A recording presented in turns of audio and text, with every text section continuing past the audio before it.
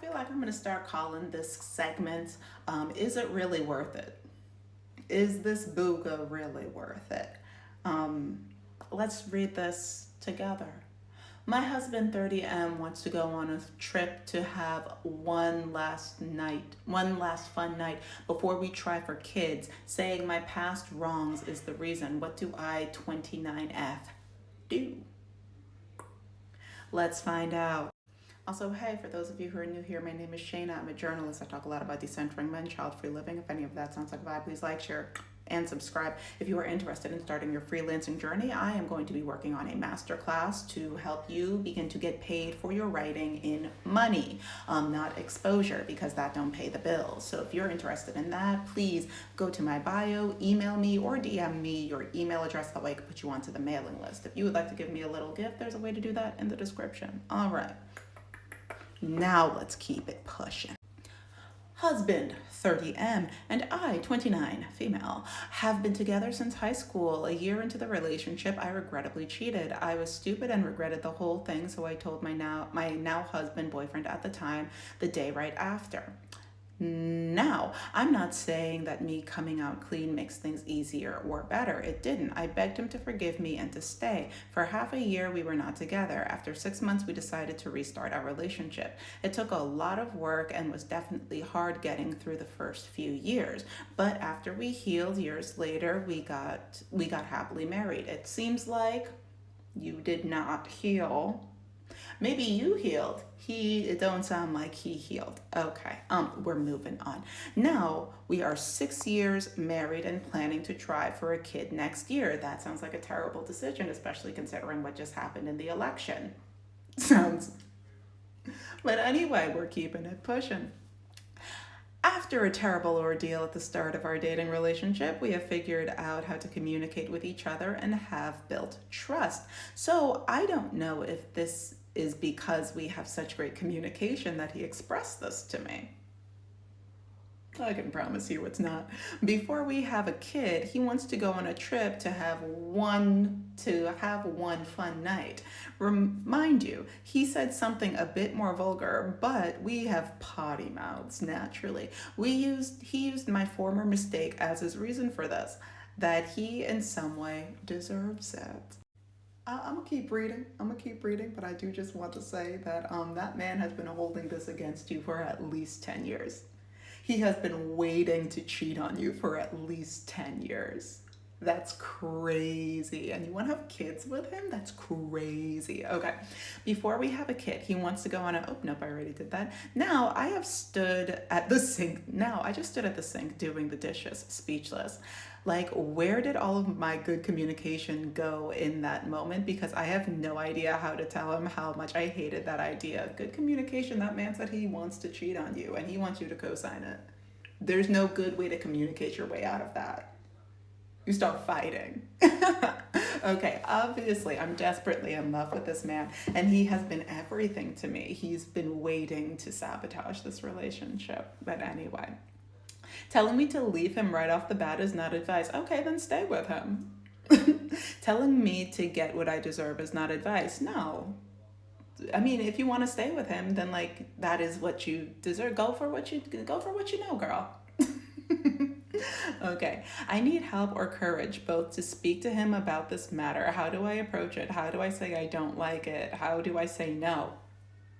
This may just be my anonymous rant because I'm too scared to tell my best friend or therapist. So here I am telling strangers. Now, girl, I need you to be so for real in this moment. Okay. I, Shayna, will take this seriously. Very seriously. So we're going to start with question number 1. How do I approach it? You walk up to him and you tell him that I don't want you to cheat on me. How do I say I don't like it? You say, I don't like this idea. Just like that. That's exactly, I don't like this idea. How do I say no? You say, no, I don't want you to cheat on me. I do not consent to your one night of fun. That's how you say it. You're so good at communicating. There you go. You did it. And here is always the kicker for me. The moment that you get too scared to tell anybody in your inner circle, you already have your answer. The moment that you start hiding secrets from the people that don't want anything from you but your happiness, they're not here happy. You don't have to cook for them, clean for them. You're not having sex with them, and they are not hoping to continue to have sex with you. They literally just want. That is your therapist and your best friend, and you're like, I think I'm too scared to tell them. Why? Why? Because they're going to give you a healthy dose of reality and tell you that, listen, there is such a big difference between good communication and brutal honesty. Not all honesty has to be brutal. Oh, I want to have sex with somebody else because you cheated on me 10 years ago and I've been thinking about it forever. Yeah, that's brutal honesty. It's not good communication. Good communication is throughout the course of your marriage and or relationship being like, hey, I'm not over the fact that you cheated on me and I'm harboring resentment about that. That's good communication, not springing on. He wants to baby trap this woman so bad. Oh my God, I just peeked ahead and look at this. Look at this. Somebody, just look at this. They literally said this. They literally said this in the comments. He resents you. Don't have children with someone who resents you. Don't have a marriage with someone who resents you. You keep going. You keep going. You can keep going, but you won't last. You know why you don't want to tell your best friend or therapist? That really says it all. I sincerely hope you consider having children with I really hope you reconsider having children with somebody like that. Ding, ding, ding, ding, ding, ding, ding.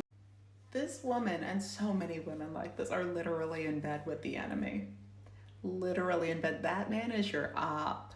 That man has been waiting for a way to tear you down with a 1-2 punch for years. Punch one, cheat on you and rub it in your face. Arguably, the letting you know bit was part of the rubbing it in your face part. Hit number 2, impregnating you.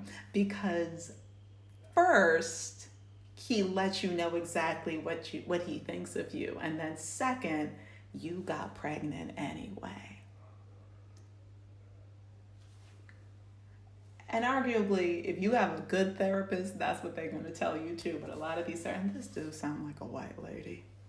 This do sound like a white lady, and she probably has another very delicate white lady therapist that's good at communication. So say wouldn't say it like that.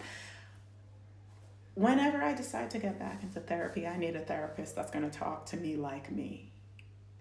A real and no chaser. It's okay. You could be funny, but be absolutely for real with me. Oh my goodness, and then there are men commenting. I'm just gonna read that first little piece right up here. I mean, you cheated and robbed him of his manhood, as if that's something that you could just take from somebody. Is manhood really that delicate that I could just take it? Like it's mine now? No matter how much talking you've done, it's obviously on his mind still years later, torturing him with mind movies. Yeah, and he just sat in it. He just sat in it and stewed and plotted. And now she's gonna have to make a choice. But listen, at the end of the day, she says that telling him to leave off the bat is not advice. And telling her what she deserves is not advice. So, listen, if she just wants to get it off her chest and make it, I support her.